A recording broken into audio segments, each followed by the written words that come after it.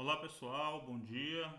Estamos aí iniciando mais uma aula, né? Conforme prometido, né? Na última aula a gente falou de conservação do momento linear, definimos o momento linear, falamos sobre a conservação do momento e agora a gente vai comentar algumas aplicações, alguns problemas, tá? Alguns exemplos aí da aplicação da conservação e da definição de momento linear, tá bom? Então espero que vocês aproveitem, tá bom? As orientações, que vocês gostem dos exercícios, tá? Espero que seja bem esclarecedor e motivador também para vocês se aplicarem à resolução dos problemas, tá bom? Muito bem, então sem mais demora, né? Vamos então partir para o primeiro problema, né? Que na realidade é uma revisita. A gente já tratou esse problema antes, quando a gente apresentou, expôs o conteúdo de momento linear e também de conservação do momento linear, né? Então isso aqui é um problema que a gente já resolveu. É um bloco de massa m desliza sem atrito e desce uma distância d sobre um plano. Você deve estar lembrado da resolução desse problema, né? Que a gente considerou ele na aula passada, tá bom? Então aqui, olha, só para relembrar, o bloco de massa m desce, né? A distância d ao longo do plano e a gente encontrou aqui que a variação do momento linear é dado por essa expressãozinha aqui, tá bom? Então, se você quiser relembrar a resolução, você pode revisitar o vídeo anterior, a nossa última aula, tá bom? Que lá vai estar bem explicadinho, tá bom? Muito bem. Então vamos dar início mesmo, né, de fato, à resolução nesse primeiro problema aqui. Aliás, nesse segundo problema, né, que é o segundo da nossa lista de hoje, tá? Um corpo de massa m é lançado com velocidade v0 verticalmente para cima, tá? Sob a ação da gravidade, chega a uma altura máxima e volta ao ponto de partida. Então ele sobe, né, reduz velocidade até velocidade igual a zero, para, e aí depois ele volta para a posição de origem. Supondo que a ação do atrito possa ser desprezada, determine, letra A variação do momento linear na subida, a variação do momento linear na descida e a variação do momento linear total na subida, incluindo subida e descida, né? E letra B, usando a variação total e a definição de momento linear que vimos nas aulas, determine o tempo total do movimento. Então vamos lá, vamos aplicar então o que a gente aprendeu sobre momento linear e conservação do momento para responder a esses dois questionamentos aí. Bem, então, com relação à letra A variação do momento linear na subida, na descida e total, a gente vai fazer o seguinte, nós vamos calcular aqui, olha, aqui nós vamos colocar a orientação do movimento, né, no eixo Y, tá bom? E a gente vai imaginar que a partir de uma altura, né, eu vou botar aqui uma altura inicial, vou chamar de Y0 aqui, tá? A partir dessa altura inicial ele é lançado para cima, então a gente sabe que se ele é lançado para cima, a velocidade aqui é v0, então ele vai, sobe, e aí lá na altura máxima, né, que eu vou chamar de y máximo aqui, a velocidade dele é igual a zero e aí depois ele cai, tá certo? E a gente já sabe que quando ele chegar na mesma altura, tá, ele vai ter a mesma velocidade, só que em sentido contrário. Vou fazer isso aqui, né? Aqui vai ser menos o v0, tá bom? Então a gente vai calcular a variação do momento linear na subida e na descida e também o resultado final em tudo, né? Então vamos lá, letra A. Letra A nós vamos ter, podemos escrever então que na subida nós vamos ter velocidade inicial é igual a v0, né? Velocidade final é igual a zero. Vou botar assim, ó, velocidade final é igual a zero, de modo que ΔP é igual a P final menos P inicial, ou seja, vai ser velocidade final, vai ser M que multiplica V final menos V inicial. Ou seja, então isso aí vai dar, como a velocidade final é zero na subida, né? Estamos falando aqui da velocidade zero na subida. Então nós vamos ter que, vai ficar M que multiplica 0 menos V0, ou seja, delta P vai ser igual a menos mV0, tá bom? Então é esse resultado aí, ok? Bem, isso aqui na subida. E quanto à descida, né? Como é que fica, né? Na descida, como é que fica? Na descida, a velocidade inicial é zero e a velocidade final é igual a final ele desce, né? Só que como ele está descendo em sentido contrário a y, o deslocamento, então eu vou escrever isso aqui como menos v0. Tá bom? A velocidade final na descida é o menos v0. De modo que delta P, aí eu vou colocar isso aqui, um S de subida, tá? E aqui eu vou botar um D de descida, tá? Vai ficar P final menos P inicial, que é o momento linear final menos o inicial, vai ficar igual a M que multiplica V final menos V inicial na descida, não mais na subida, que vai ficar M que multiplica a final é menos V0 menos o da a inicial que é zero. Então isso aqui vai dar também um delta P na descida igual a menos mV0, tá? Pronto, então aí o que a gente precisa fazer agora é calcular a variação do momento total, né?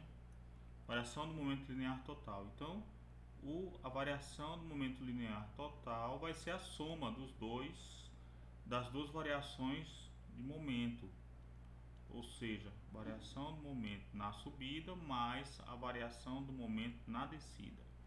Na subida nós temos esse resultado aqui, ó, tá? Deu menos m v0 mais, né? Mais o da descida, que é esse, né? Menos mv0. Então isso aí vai dar uma variação de momento total igual a menos 2 mv0. Tá bom? Muito simples, né? Um problema bem simples aí, ok? Bem, agora na letra B a gente quer saber o que? É usando a variação de momento total, ou seja, delta P igual a isso, tá? E a definição de momento linear determina o tempo total do movimento. Então vamos lá, para isso a gente vai fazer o seguinte agora. Na letra B, vamos acompanhar agora, na letra B, nós queremos saber aqui a variação, o intervalo de tempo total, não é isso? Mas eu lembro que na subida e descida, a variação do momento linear total é menos 2 mv0. Então, se eu quero saber o tempo de subida e o tempo de descida, então eu posso lembrar da definição, né? A gente falou isso aí, da definição do momento linear. O momento linear é igual a mv, tá? Então, eu posso lembrar que força é igual a massa vezes a aceleração, não é isso? Ó? Massa vezes aceleração. Como que o movimento tem uma dimensão só, subindo e descendo, eu posso escrever somente na forma escalar aqui, né? Força é igual a massa vezes a aceleração, ou então que a força é igual à variação do momento com relação ao tempo, né? Ou dp/dt, tanto faz, né? Logo, o ΔT que nós queremos saber é quem? É a variação do momento dividido pela força que atuou sobre a partícula. Então, aqui fica fácil, né? Aqui eu vou ter o ΔP aqui vai ser 2mv0, tá bom? E a força é a aceleração da gravidade, ficou mg, tá bom? Então, cancelando as massas, né? Cancelando as massas aí, é óbvio, né? Cancelando as massas, nós vamos ter que a tempo, né, que levou para subir e descer, tá certo? É igual a 2v0 sobre g, tá bom? 2v0 sobre g. Eu acredito que você deve estar se perguntando também o fato de eu ter escolhido aqui, ó, da gente ter visto que o momento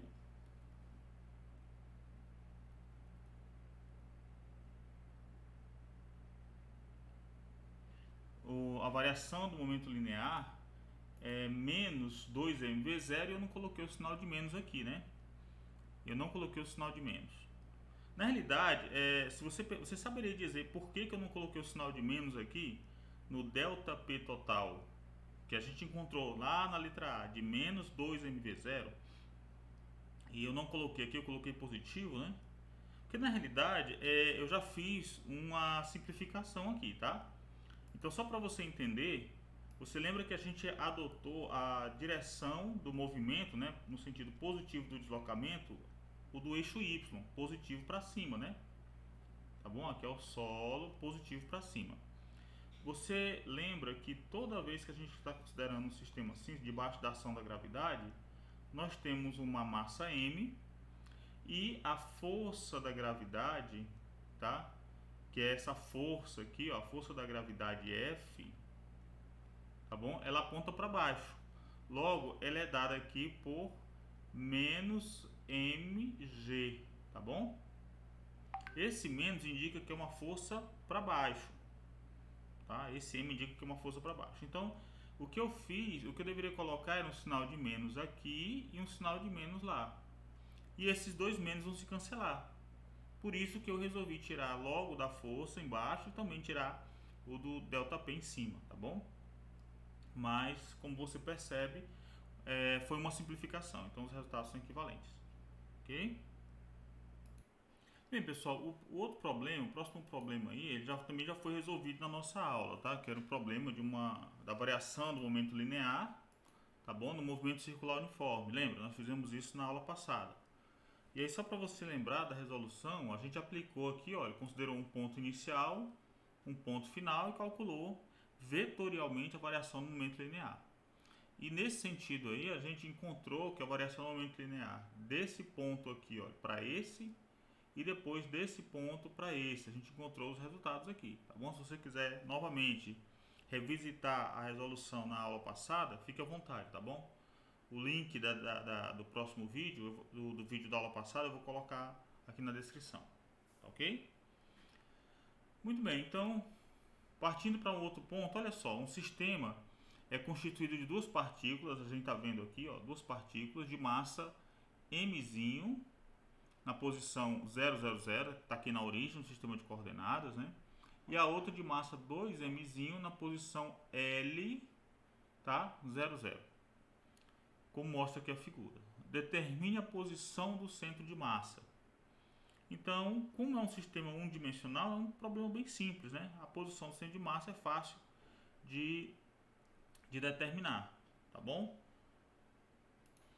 Então, vamos lembrar a expressão para a determinação da posição do centro de massa em 3 dimensões, tá legal? Só lembrando da definição, nós vamos ter, eu vou marcar aqui até de dar um destaque aqui, ó, R, tá, do centro de massa é igual, vamos lá, é 1 sobre a massa total, que multiplica M1R1 mais M2R2. Então a gente já lembra, a gente já pode considerar aqui que as duas partículas estão alinhadas, né? Repousam sobre o eixo X. Então é um sistema unidimensional, por assim dizer, né? Embora ele tenha dado aqui, ó, logo no enunciado, ele tenha dado aqui logo acima, né? Tem dado a posição 000 para a primeira partícula e a outra L00, tanto em X quanto em Z, aliás, tanto em Y quanto em Z, a posição é zero, eles estão sobre o eixo x, as duas partículas. Então fica fácil de resolver, né? Não tem como a gente supor que, por exemplo, o centro de massa seja em algum local fora do eixo x. Ele deve ser em alguma posição sobre o eixo x, tá bom?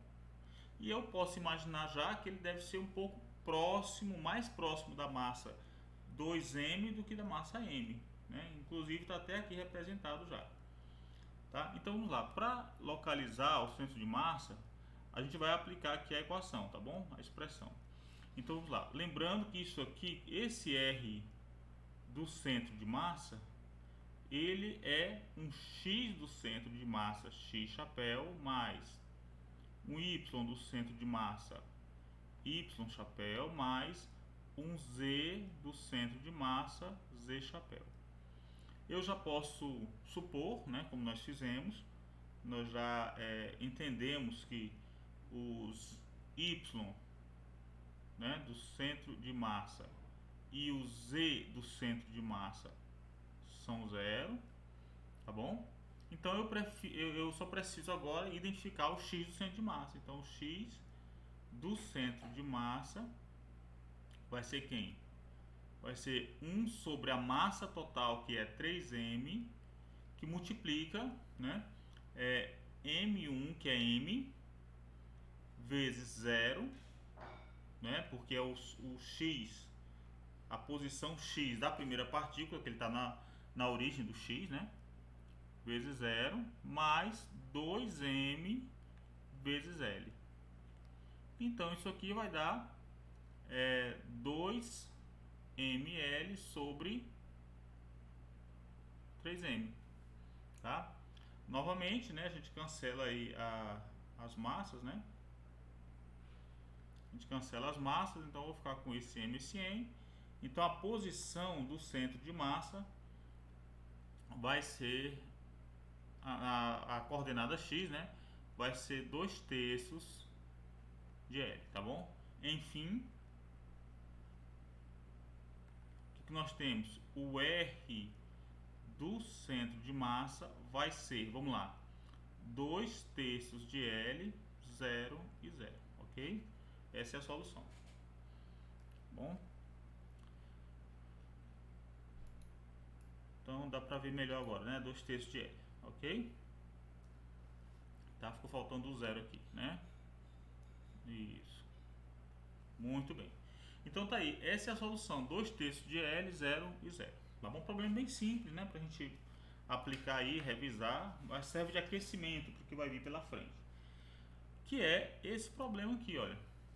Um carro com massa 1.200 kg move-se para o norte com velocidade de 25 metros por segundo.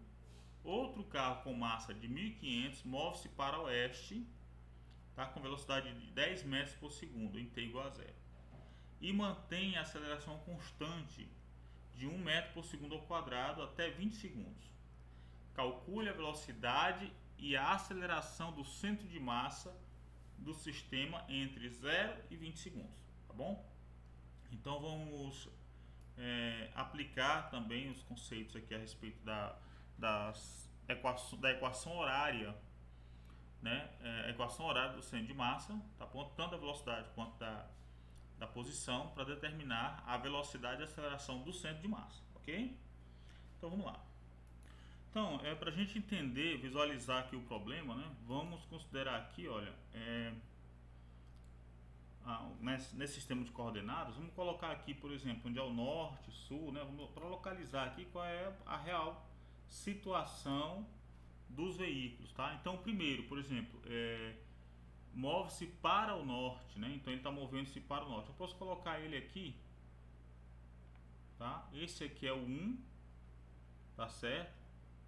Ele está movendo-se para o norte, eu vou colocar assim, ó, com um V1, tá bom? Uma velocidade V1. Então isso aqui é o norte, né? Com uma velocidade V1. Então eu posso escrever já que V1, aqui ó, que V1 é igual a 25 metros por segundo y chapéu, ok? O outro carro com massa de 1.500 move-se para oeste, né? Então oeste vai ser negativo aí na direção de X, né? Move-se para oeste, eu posso escrever assim. Aqui é norte, sul, leste, oeste. Então ele está se movimentando assim. Ele não deu a posição inicial, como nós estamos vendo aqui, né? Eu estou supondo que é assim, tá bom? Então eu estou supondo que eles estão nessa posição positiva aqui dos eixos horizontal e vertical, tá? Então esse V1 aqui, aliás, o V2 vai ser, ele não é um movimento uniforme, é um movimento acelerado, né? Ele tem uma aceleração aí de 1 metro por segundo ao quadrado. Então podemos escrever que que a equação da velocidade dele é de 10 metros por segundo. Vamos escrever assim, ó, 10 metros por segundo, tá? Mais 1 metro por segundo ao quadrado, tá? Vezes t. Tudo isso aqui na direção de menos x chapéu, ok? Bem, por quê? Só para a gente entender isso aqui, né? O movimento de V2 ele é um movimento uniformemente acelerado. Então a equação da velocidade dele é dada por isso, ó, igual a V0 mais AT, tá bom? A equação da velocidade, movimento uniformemente variado. A velocidade inicial é 10 metros por segundo ao quadrado, ele deu lá, aqui ó, 10 metros por segundo ao quadrado em t igual a 0, então esse aqui é o V0 do carro 2, tá? E a aceleração é de 1 metro por segundo ao quadrado, ele deu aqui, ó, ok? Então nós montamos a equação da velocidade dessa forma, tá bom? Só para esclarecer, tá? Para a gente poder saber direitinho o que nós estamos fazendo aqui, ok? Muito bem, então nesse sentido a gente tem que encontrar agora quem? A velocidade e a aceleração do centro de massa. Para encontrar, por exemplo, a velocidade do centro de massa, nós usamos a expressão 1 sobre a massa total, tá? Dividido por M1V1 mais M2V2, ok? Então, substituindo os valores, nós vamos ter aqui, olha, aqui, colocando aqui os valores, a gente vai ter a massa total 2.700 kg, né? Então vai ficar 1 sobre 2.700 kg aqui, que multiplica, vamos lá. A massa, o objeto 1 é esse que está indo para o norte, né? Tá bom? Então vai ser a massa M1, que é 1.200 kg, tá? 1.200 kg aqui, vezes a velocidade V1, que é 25 metros por segundo, tá? Na direção positiva de Y. Agora, para o M2, a gente vai ter M2, que é 1.500 kg, vezes quem? A velocidade dele tem duas partes aí, né? Porque o movimento não é uniforme, como a gente viu, né? É o V2, então vai ser 10 metros por segundo mais 1 metro por segundo ao quadrado vezes o tempo na direção de menos x chapéu. Então, fazendo as contas aí, olha, então saltando aqui é só matemática, né? Que a gente vai, conta de calculadora aí, a gente vai encontrar um valor, olha, eu vou expressar como sendo um nono de, posso colocar assim, ó, menos 5 vezes 10 mais t, tá? X chapéu. Só organizando, né? Eu coloquei o y primeiro, depois o x, colocando na ordem x, y, z, né? Mais 100 mais 100 y chapéu, ok? Isso aqui em metros por segundo, tá? Então esse daqui é a velocidade do centro de massa, tá? E aí nós estamos expressando uma velocidade vetorial, percebeu? É uma velocidade vetorial. A gente vai fazer agora a determinação da aceleração do centro de massa. Então vamos transportar isso aqui para outro slide, para a gente poder ter espaço, tá? Nesse caso, a gente já viu lá que a velocidade do centro de massa, nós encontramos lá como sendo 1/9. E aí eu vou colocar aqui as expressões, olha, para ficar mais fácil, mais rápido também. Aqui eu vou fazer uma colchete aqui, menos 5 que multiplica 10 mais 1t, tá? X chapéu mais 100 y chapéu. Claro, isso aqui dado em metros por segundo. Esse é o resultado que nós encontramos na letra A, tá bom? Para encontrar a aceleração do centro de massa é muito simples. É só lembrar que a aceleração é a derivada temporal da velocidade. Então é derivar, não é? Derivar quem? Derivar aquela expressão acima que nós encontramos aqui, ó. Derivar 1/9, tá? De menos 5 que multiplica 10 mais t, tá? X chapéu mais 100 y chapéu, tá bom?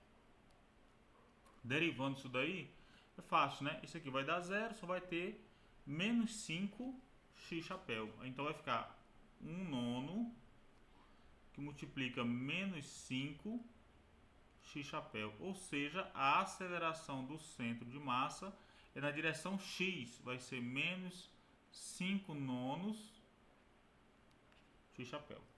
Tá bom? É uma aceleração aí que, lembrando, né, como o objeto um vai para cima, né, para norte, o 1 vai para o norte e o outro vem para a esquerda, o 2, a aceleração do centro de massa é para baixo, né? A aceleração do centro de massa é para baixo, tá bom? Então tá aí, um problema bem simples de resolver, tá? Bem, o outro problema, o canhão, juntamente com sua pequena plataforma sobre rodas, tem massa mzão igual a 100 kg. Já posso ir enumerando essas informações aí. A massa total é 100 kg. Massa é plataforma e canhão, né? O canhão atira uma bala de massa mzinho igual a 1 kg. Então vamos lá, mzinho igual a 1 kg. É esse mzinho aqui, tá? Com velocidade de 300 metros por segundo, tá? Então eu vou chamar Vzinho aqui, ó, igual a 300 metros por segundo. Em relação a si próprio, tá bom? Então a velocidade entre a bala, né? A velocidade relativa, né, entre a bala e o canhão é de 300 metros por segundo. Calcule a velocidade inicial V0 de recuo do canhão e a velocidade inicial V0 da bala em relação ao solo. Então essa daqui é a velocidade, e eu vou até trocar isso aqui, então é a velocidade relativa, né? É a velocidade relativa. Isso aqui na realidade vai ser V. Então vamos lá, vamos aplicar, né, a conservação do momento para determinar isso daí. É um problema interessante, por quê? Porque eu não tenho nem a velocidade inicial de recuo do canhão, né, e nem a velocidade inicial da bala, mas eu tenho a velocidade relativa entre eles, tá? E a partir das massas e dessa velocidade relativa, será que eu tenho como encontrar a velocidade inicial de cada um deles? Sim, vamos ver então. Eu lembro que o ΔP aqui, como é um sistema isolado, eu estou olhando aqui para o sistema, né, como um todo. Para o sistema aqui, ó, eu estou olhando para todo esse sistema como sendo um sistema composto por dois corpos, duas partículas. Um é a bala e o outro é o canhão, tá? É claro que o canhão aqui, bem extenso, né, ele não vai ser considerado exatamente como uma partícula, mas é um sistema de dois corpos. E aí eu sei que o ΔP para esse sistema aí tem que dar zero, ou seja, que o momento inicial, o momento do canhão mais o momento da bala inicial tem que ser igual ao momento do canhão mais o momento da bala final, tá bom? Então eu lembro que inicialmente, né, antes do disparo, tanto a bala quanto o canhão estavam parados depois do disparo, imediatamente depois é que eles adquirem aquela velocidade. Então, o momento total inicial é zero, o que nos leva a ver que momento final do canhão é igual ao negativo do momento final da bala, tá certo? Então daqui o que, é que a gente tem? A gente conseguiu aqui, a gente está analisando o fato de que inicialmente, antes do disparo, os dois estavam em repouso. Significa dizer que o momento inicial do sistema é zero. Pela conservação do momento, embora a partir do disparo a bala adquira uma velocidade e o canhão também, um recuo, passam a ter momentos individuais diferentes de zero, mas o momento total do sistema continua sendo zero, ok? Então isso aqui vai colocar Mzão, agora vamos falar sobre a massa do canhão, vai ficar Mzão vezes Vzão zero igual a menos Mzinho, que é a massa da bala, Vzinho zero, tá? Aqui eu tenho uma equação com duas variáveis aí, né? Tenho uma equação com duas variáveis, tá?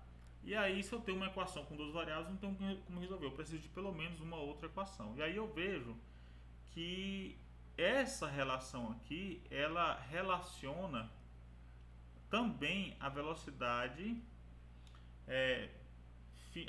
a diferença de velocidade, ou relaciona a velocidade dos dois objetos. Lembrando que, como a velocidade relativa aqui é 300 metros por segundo, a diferença de velocidade, é até conveniente a gente fazer uma ressalva aqui, quer ver? Aqui eu estou dizendo que a velocidade relativa é a velocidade do canhão menos a velocidade da bala. Isso aqui é do canhão, isso aqui é da bala, tá bom? Só que a velocidade do canhão ela não é maior do que a da bala, porque aí eu teria que ter Vzão zero menos Vzinho zero. Para dar mais 300 metros por segundo, é necessário que a bala viaje mais rápido, ela seja lançada mais rápido do que o recuo do canhão. E é óbvio que é isso que acontece.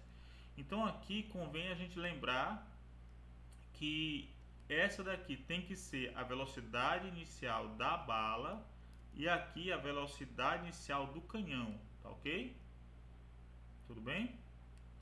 Agora sim, aí eu vou ter uma equação e agora eu vou ter outra, que a velocidade relativa é igual a V0 menos Vzão zero. Eu tenho essas duas equações. Como é que eu posso resolver isso? Simples, né? É um sistema de equações que eu posso reescrever da seguinte maneira, ó. Vzão zero é igual a menos Mzinho Vzinho zero sobre Mzão. Tirando aqui, ó, da primeira equação, tá? Mas tirando da segunda, quem é o Vzão?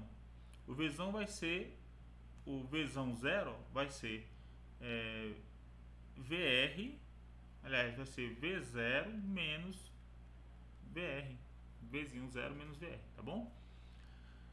Agora eu vou ter essa equação com apenas uma variável, fica fácil de encontrar. Então, substituindo os valores aí, para a gente não se alongar muito, o V0 aí, só substituindo os valores. Quem é o Mzão? Mzão é a massa do sistema canhão mais plataforma, né, que dá 100 kg. O Mzinho é 1 kg. O V0 eu não sei, vou encontrar, mas o VR eu tenho, que é 300. Então, substituindo aí os valores, o Vzinho vai dar 297 metros por segundo, enquanto que o Vzão zero vai dar menos. Lembra, é só pegar, posso utilizar essa equação, então vai ficar aqui, ó, menos 2,97 metros por segundo, tá bom? Então, o sinal de menos indica que o V0, que o canhão na realidade ele é jogado para trás, né? Ele é recuado, tá bom? Ele é arremessado para trás. Então tá aí, é um problema que aparentemente poderia não ter solução. Por quê? Porque só tem a velocidade relativa e as massas, tá? Mas aí lembrando do princípio da conservação do momento linear, a gente tem como determinar os valores das velocidades inicial de recuo, né? Tá bom? Obviamente existe uma resistência, um atrito, a bala, num dado momento ela vai tocar o solo, portanto vai parar. É um lançamento oblíquo aí, né? E o canhão também, porque tem realmente um atrito, né? Um atrito diferente de zero, especialmente nas, nos pneus, né? Nas rodas da plataforma, então ele também vai parar. Então ele dá esse recuo aí, ok? Vamos para mais um problema, olha. João e Maria estão sobre patins em uma pista de patinação gelo, tá? No gelo. Encontram-se inicialmente parados, separados por uma distância de 12 metros, tá bom? Cada qual segurando uma das extremidades de uma corda. Puxando-se mutuamente pela corda, eles se aproximam um do outro. Sabendo que as massas de João e Maria são equivalentes a 80 e 60 kg, respectivamente, né? Determine o ponto em que eles se encontrarão. Olha aí que bacana, né? Então isso aqui é uma coisa interessante. Olha, eu vou pegar aqui, desenhar aqui dois patinadores, tá bom? Vamos ver se a gente consegue fazer isso, né? Então vamos lá. Aqui a gente tem um esboço, né, do nosso esquema. Aqui a gente tem, eu vou fazer aqui o João, tá bom? Vou fazer aqui o nosso coleguinha, aqui o nosso amigo João. João aqui e Maria lá, tá bom? Acontece que João tem 80 quilos, né? João aqui tem 80 quilogramas. Deve ser mais pesado, né, do que Maria. Maria é magrinha, tem 60 quilogramas aqui, ó. E a distância de separação entre eles é 12 metros, não é isso? É o que está dizendo o enunciado, ok? Cada um nas extremidades da corda. Puxando-se mutuamente pela corda, eles se aproximam um do outro. Então a gente quer saber onde é que eles vão se encontrar. É claro que como eles estão isolados, né, eles só estão interagindo com eles mesmos, porque eles estão em cima do gelo, não tem atrito, não tem nada disso. O que é que vai acontecer? Eles vão... Então, como eles estão separados e não tem atrito entre eles, eles começam a interagir apenas com o seu parceiro. Então o João só vai interagir com Maria, Maria só vai interagir com o João. Então é como se esse sistema de dois corpos estivesse interagindo apenas com interações internas, mas não interagindo ou isolados, né, como se estivessem isolados do meio externo. Então nesse caso, antes deles puxarem a corda, um estava no 0, o outro estava no 12, né, 12 metros. Então estavam distantes 12 metros um do outro. E aqui a gente percebe que nesse caso, o momento inicial, né, o momento total inicial aqui é 0. De modo que o momento final também vai ser 0.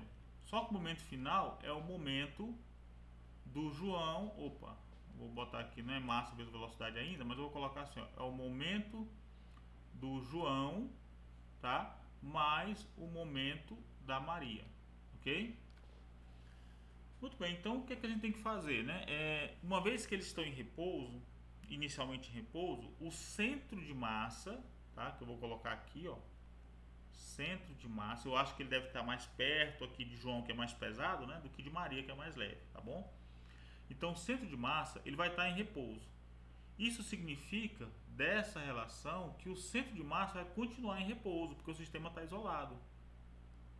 Então veja só, tanto o momento total inicial é 0, quanto o final é 0.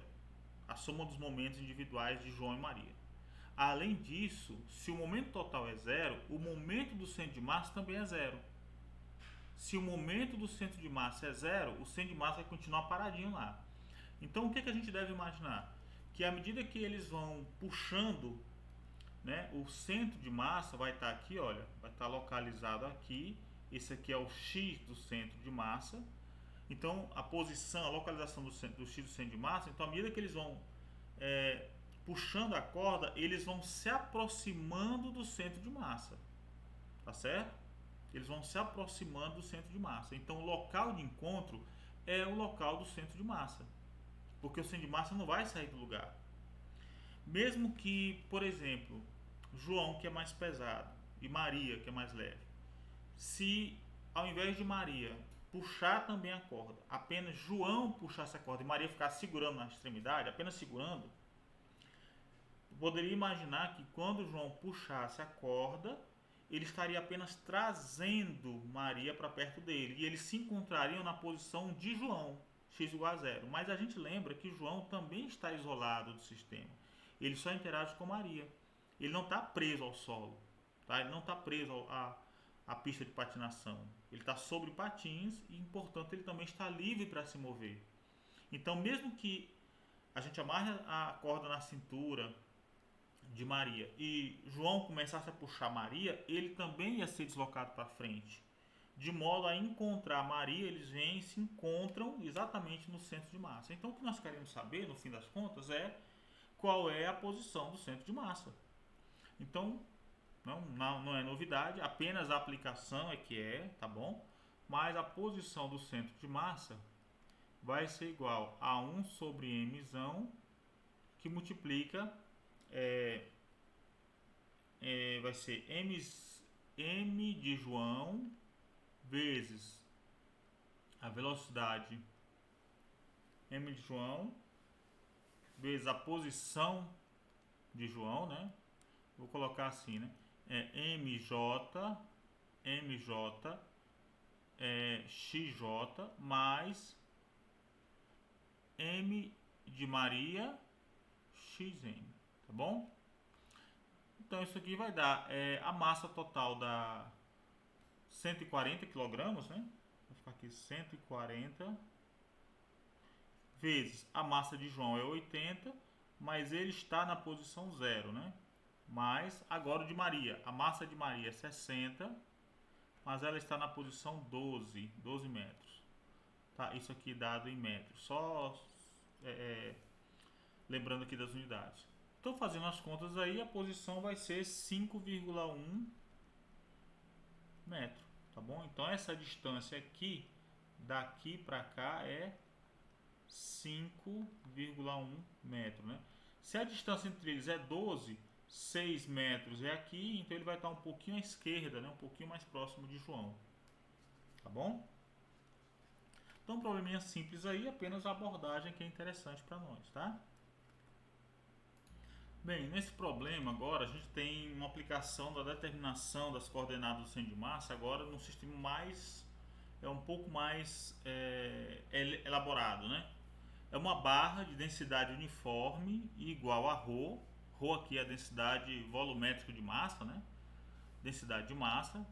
Ela tem uma seção ortogonal de área uniforme A e comprimento L. Tá? Determine a distância ao longo da barra do seu centro de massa a uma das extremidades. Então a situação que nós temos é a dessa figura aqui, olha. Imagine só, né? Que a gente tem o seguinte: a gente tem uma barra uniforme, a gente tem as áreas aqui, tá? Vamos marcar aqui ele diz aqui que a densidade é ρ, tá certo? Esse ρ aqui é uniforme, tá bom? Essa áreazinha aqui vale A, tá? Conforme anunciado, e o comprimento aqui é L. Então eu posso colocar o zero aqui bem no meio, olha. Isso aqui é zero, aqui vai ser menos L sobre 2 e aqui vai ser mais L sobre 2, tá bom? Vamos colocar a barra aí, né, bem no centro, né, com a origem do nosso X. Eu posso chamar isso aqui de X, né? Tá bom? O X aí, ou Y, né? Não vai fazer diferença. Colocar Y aqui, já que está na vertical, é apropriado colocar o Y, né? Então vamos lá, para determinar isso, como é um objeto que ele não é discreto, a gente vai ter, nesse caso, uma distribuição contínua de massa e logo o centro de massa ele é dado pela expressão, né, o centro de massa que é ao longo do eixo X, já que a secção reta é uniforme. Então o centro de massa, o X do centro de massa vai ser, lembra que é definido como 1 sobre a massa total vezes a integral de x dm, tá bom? Lembrando que a massa total aí vai ser quem? A integral de ρ de dv, tá bom? Rho dv, e que ρ é igual a dm dv, tá bom? Então vamos trabalhar com esses ingredientes aí. Lembrando, que é isso aqui? Posição do centro de massa. Aí eu coloquei aqui o centro de massa somente em x, porque eu não preciso olhar para o y nem para o z. Por quê? Porque a nossa barra tem secção reta constante, sempre é área A, tá bom? Tá até definido aqui, ó, sempre é a área A, tá bom? E a densidade é uniforme, ele falou que a densidade é uniforme aqui, tá bom? Então vamos lá, aqui para encontrar o x do centro de massa, nós vamos ter que fazer a substituição, vai ficar 1 sobre mzão, a integral de quem é o dm, né? Daqui, olha, dessa expressão eu tiro que o dm é igual a ρ dv, onde v é o volume, né? Então vai ficar x que multiplica ρ dv, tá bom? Ρ dv. E aí os limites de integração vai ser de menos L sobre 2 a mais L sobre 2, ok? Bem, esse ρ é constante, eu posso colocar ele fora esse ρ aqui é constante, eu posso colocar fora da integral. E lembrando que dv também, né? dv é o elemento de volume, então eu estou pegando aqui um volume, secção reta aqui, tá? Uma outra secção reta, isso aqui eu tenho um dx, e aqui a área. Então eu posso escrever o dv como sendo área vezes dx, área vezes dx. Então vamos lá, colocando aqui eu vou ter 1 sobre m, vou fazer devagarinho, tá? 1 sobre m, integral de menos L sobre 2 a mais L sobre 2 de x, ρ, aí o dv é a dx. Pronto, então, como a área é constante e o ρ também, então eu vou ficar com ρ vezes a sobre a massa total, e a integral de menos L sobre 2 a mais L sobre 2 de x dx. Muito bem, então, nesse caso aí vai ficar como? Vai ficar que o x do centro de massa vai ser ρ a sobre m, e aí vai ficar x, vai ficar a integral de x dx vai ficar x2 sobre 2, x2 sobre 2, só que no intervalo par, né, de menos L sobre 2 a mais L sobre 2. Substituindo os valores aqui vai ficar ρA sobre 2m, que multiplica, vamos lá, L sobre 2 ao quadrado menos L sobre 2 ao quadrado, que dá 0. Ou seja, significa que o x do centro de massa é exatamente na coordenada 0. Então o x do centro de massa é aqui. Vou indicar para você aqui o x do centro de massa, tá? O centro de massa está exatamente aqui. Esse é o centro de massa. Tá bom? Para y e para z, não preciso fazer, né? Porque para y e para z, como ele é simétrico aí, por causa da simetria, vai dar em x igual a 0. Mas você pode fazer, tá bom? É um exercício interessante. O que aconteceria agora se eu tivesse feito algo diferente? Se ao invés de colocar o meu sistema de coordenadas em x centrado, né, a minha barra centrada, se eu tivesse colocado a minha barra numa posição diferente, vamos ver? Se eu tivesse colocado numa posição diferente, vamos lá. Se ao invés de ter colocado na posição x, eu vou colocar um x aqui, ó, na posição no eixo x, ao invés de ter colocado de menos L, o zero aqui, ó, o x igual a zero aqui, eu tivesse colocado o x igual a zero aqui embaixo, tá bom? Se o x igual a zero fosse aqui, então isso aqui seria mais L, ok? Então x do centro de massa seria 1 sobre mzão integral de 0 a L, tá bom? De x dm. Ou seja, fazendo as transformações que a gente já fez no slide anterior, fica 1 sobre mzão, que multiplica ρ vezes a, e a integral de 0 a Lzão de x dx. Será que vai dar zero também? Vamos ver. Aqui vai ficar ρ a sobre m, né? Que multiplica a integral de x, vai ficar x2 sobre 2 de 0 a Lzão. Então, nesse caso, o x do centro de massa vai ser ρ a L2 sobre 2m, né? 2mzão, tá bom? O que é que isso significa, né?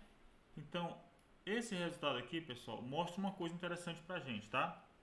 Mostra que o fato de eu mudar o meu sistema de coordenadas, eu só fiz um translado aí, tá bom? Do sistema de coordenadas em relação ao objeto, ou objeto dentro do sistema de coordenadas. O centro de massa, para aquele sistema de coordenadas onde o x é centralizado na barra, a gente viu que a posição do centro de massa é lá no zero, tá? X igual a zero. Mas aqui, o fato de eu começar a contagem das distâncias, não no meio da barra, mas em uma das extremidades, já deu um centro de massa diferente. Significa dizer fisicamente o quê? Significa dizer que o centro de massa mudou? Não, a posição do centro de massa mudou porque eu mudei o meu sistema de coordenadas. Então, vamos lá, vamos ver se a gente consegue entender esse resultado. Quando eu tenho aqui ρ, eu tenho, lembrando, né, que ρ é a massa pelo volume, ou seja, ρ é igual a massa pela área vezes o comprimento.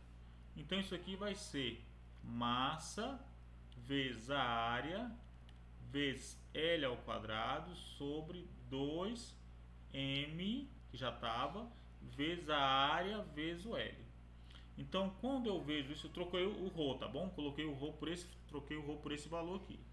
Quando eu faço isso, olha, eu posso cancelar quem aqui? A massa, essa área, um desses L's aqui, e aí eu vou ficar com o que, gente? Olha, eu vou ficar com a posição do centro de massa para esse sistema de coordenadas que eu acabei de adotar é em L sobre 2.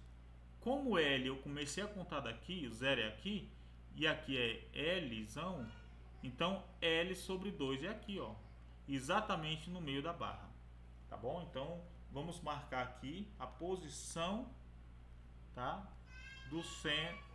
a posição do centro de massa, ok? Então, gente, quando a gente faz isso, a gente percebe, é lógico que mudar o sistema de coordenadas não vai afetar a minha barra, não vai afetar a minha barra. O sistema de coordenadas é a maneira como eu vejo a minha montagem, o meu sistema, tá bom? Agora, nesse caso, mudar o sistema de coordenadas não vai mudar a posição do centro de massa na barra, no meu sistema. Apenas o valor da medida, tá? Se é em 0 ou L sobre 2, quando eu meço a partir da origem do sistema de coordenadas que eu adotei. Tudo bem, pessoal? Espero que tenha dado para vocês entenderem. Bem, pessoal, então eu fico por aqui para não estender muito, né? O nosso vídeo, a nossa aula. Fico por aqui, deixo para vocês os exercícios no final do capítulo aí que vão ser passados para vocês, tá?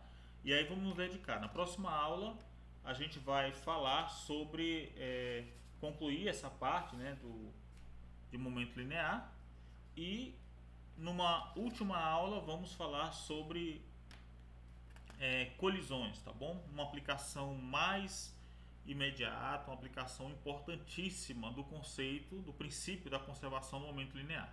Quando a gente vai falar sobre colisões entre partículas, tá certo? Tem muita aplicação, né, no dia a dia, na física, então é um ponto muito importante. Nós vamos coroar o nosso curso com esse último tópico, ok? Então fique à vontade para fazer os problemas, para revisar o conteúdo, ok? E também para se dedicar aos problemas lá do capítulo, para a gente poder fixar cada vez mais esse conteúdo, tá bom, pessoal? Então, bons estudos e até a próxima, viu?